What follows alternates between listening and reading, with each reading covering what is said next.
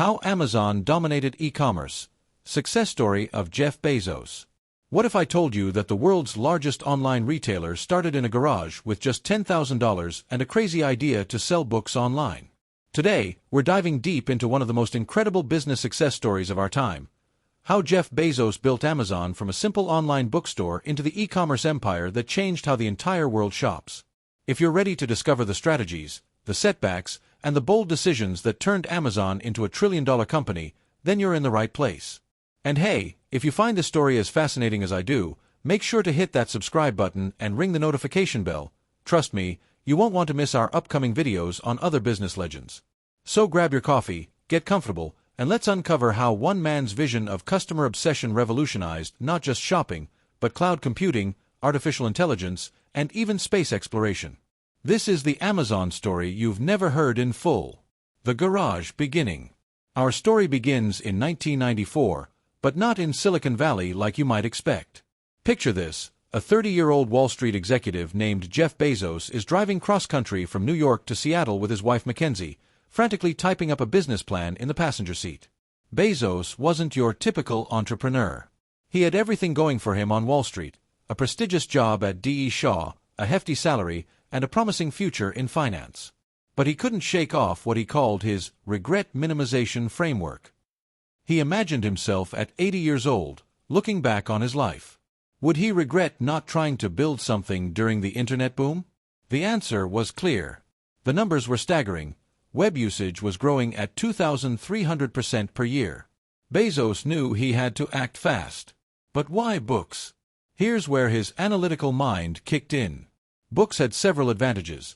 There were over 3 million books in print, far more than any physical store could stock. They were low cost, didn't break during shipping, and had a universal cataloging system. It was the perfect product for e-commerce. In July 1994, working from his garage in Bellevue, Washington, Bezos launched Amazon.com. The first desk was literally a door with legs attached, a frugal approach that would become part of Amazon's DNA. The company's first customer was John Wainwright, who bought a science book called Fluid Concepts and Creative Analogies. But here's what most people don't know. Bezos almost called the company Cadabra, until his lawyer pointed out it sounded too much like cadaver. He then considered Relentless.com, which he actually bought and still redirects to Amazon today. Finally, he settled on Amazon because it started with A and represented something exotic and different, just like the world's largest river. The early days were far from glamorous. Bezos, Mackenzie, and their small team packed books on the floor, driving packages to the post office in the back of a Chevy Blazer. When the company started getting 100 orders a day, they realized they needed a proper shipping system, but they were still wrapping packages by hand. Don't forget to subscribe if you're enjoying these behind-the-scenes details. There's so much more coming up. The growth explosion. By 1995, something incredible was happening. Amazon was selling books to customers in all 50 states and 45 countries. Revenue hit $500,000. But Bezos knew this was just the beginning. Here's where Bezos showed his visionary thinking. While everyone saw Amazon as a bookstore, he saw it as something much bigger. In 1997, he wrote his first annual shareholder letter, a document that would become legendary in business circles. He outlined his philosophy of customer obsession, long-term thinking, and invention. We believe that a fundamental measure of our success will be the shareholder value we create over the long term, Bezos wrote. We will continue to make investment decisions in light of long-term market leadership considerations rather than short-term profitability considerations. This wasn't just corporate speak, it was a declaration of war against traditional retail thinking. While other companies focused on quarterly profits, Amazon was willing to lose money for years to gain market share. The expansion strategy was brilliant. In 1998, Amazon launched music and video sales. Then came electronics, toys, home improvement items, and more. Each category followed the same playbook: offer massive selection, competitive prices, and superior customer service. But growth came with growing pains. The dot-com bubble was inflating, and everyone wanted a piece of the internet gold rush. Amazon went public in 1997 at $18 per share, and by 1999, the stock had soared to over $100. Bezos was featured on Time magazine as Person of the Year. However, behind the scenes, things were challenging.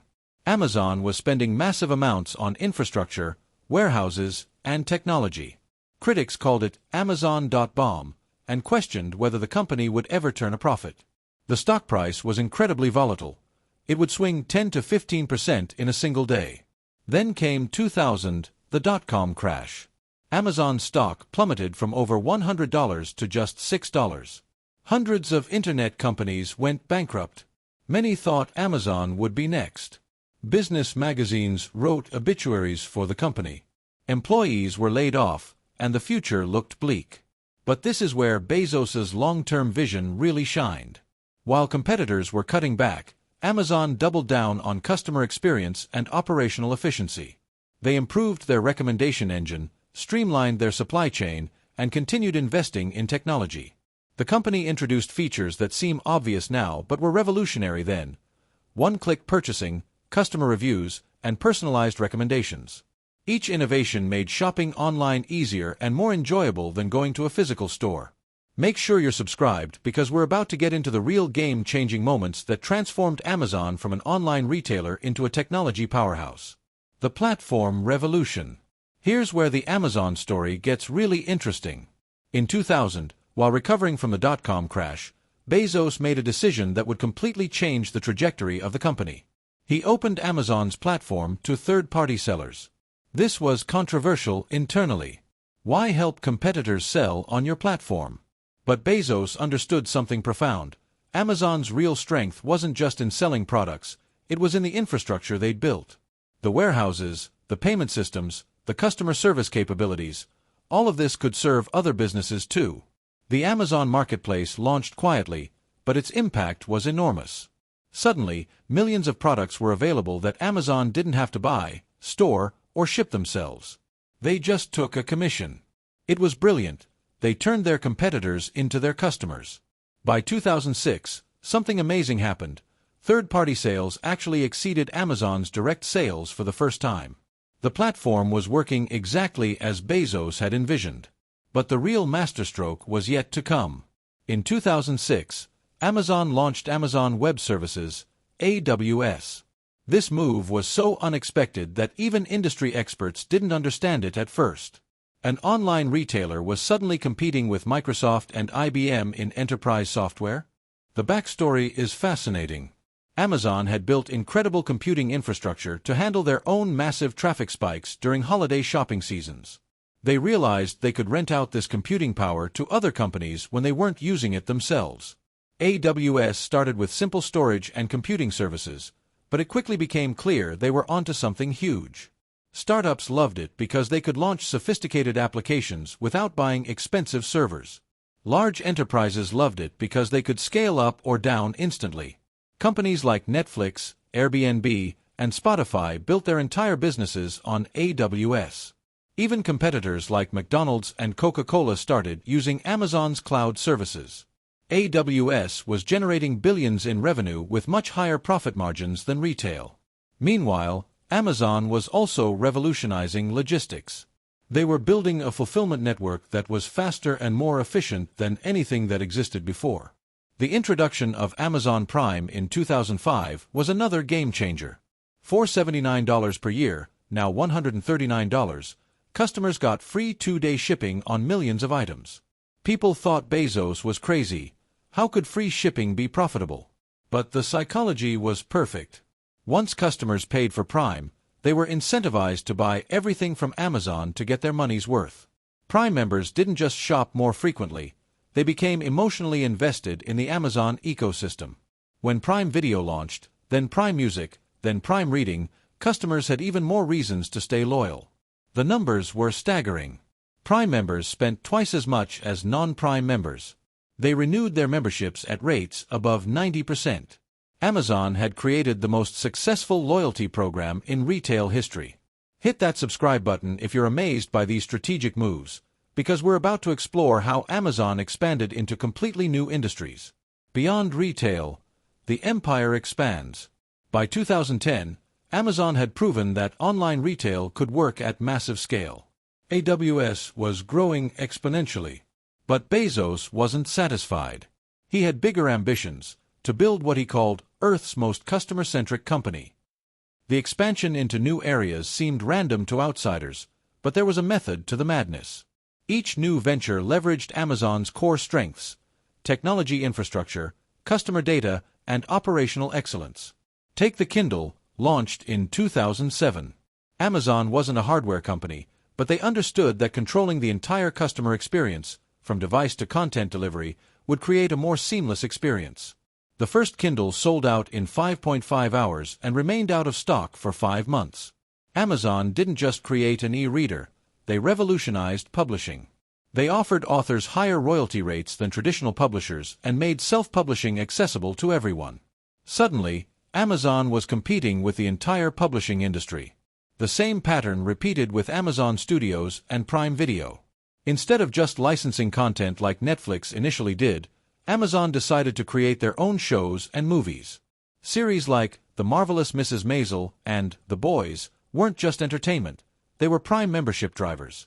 Then came Alexa and the Echo devices in 2014. Voice computing was the next frontier, and Amazon wanted to own it.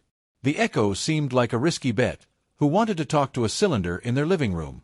But Amazon had learned from the Kindle launch. They priced the Echo aggressively and made Alexa incredibly useful.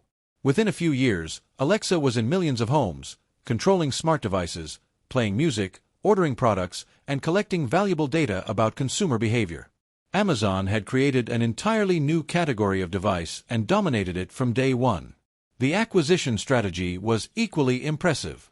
Whole Foods for $13.7 billion in 2017 gave Amazon a physical retail presence and access to the grocery market. Ring brought them into home security. Twitch connected them to the gaming community. Each acquisition wasn't just about buying a company, it was about buying capabilities, customer relationships, and data that could be integrated into the broader Amazon ecosystem. But perhaps the most ambitious project was Blue Origin, Bezos' space company. Founded in 2000, it represented his ultimate long-term thinking. While critics questioned why Amazon's founder was spending billions on rockets, Bezos saw space as humanity's future. Earth, in not too many hundreds of years, will be zoned residential and light industrial, Bezos explained. All the heavy industry will move off-planet. It sounds like science fiction, but this is the same man who convinced the world that buying books online made sense. Don't forget to subscribe. We're about to reveal the leadership principles that made all of this possible. The Bezos legacy and lessons. So what can we learn from Jeff Bezos and Amazon's incredible journey? There are several key principles that drove their success. First, customer obsession over competitor focus. While other companies watched their competitors, Amazon watched their customers. Every decision was filtered through the question, does this improve the customer experience? Second, long-term thinking. Bezos was willing to lose money for years to build market leadership. This patience allowed Amazon to invest in infrastructure and capabilities that competitors couldn't match. Third, willingness to fail. Amazon had plenty of failures, the Fire Phone, Amazon auctions, shops. But they failed fast, learned quickly, and moved on.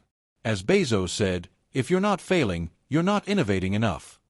Fourth, operational excellence. Behind all the innovation was an obsession with efficiency, measurement, and continuous improvement. Amazon turned logistics into a competitive advantage. Finally, thinking big. Bezos didn't just want to sell books online, he wanted to build the infrastructure for commerce itself. This ambition attracted top talent and created multiple billion-dollar businesses. Today, Amazon employs over 1.5 million people, serves hundreds of millions of customers, and has a market value that has peaked at over $1.7 trillion. AWS powers much of the Internet. Prime has over 200 million members worldwide. In 2021, Bezos stepped down as CEO to focus on Blue Origin and other ventures, but his influence on Amazon and business in general will last for generations. The garage startup that began with packing books by hand became the infrastructure that powers modern commerce, entertainment, and technology. It's a reminder that with the right vision, relentless execution, and long-term thinking, it's possible to change the world.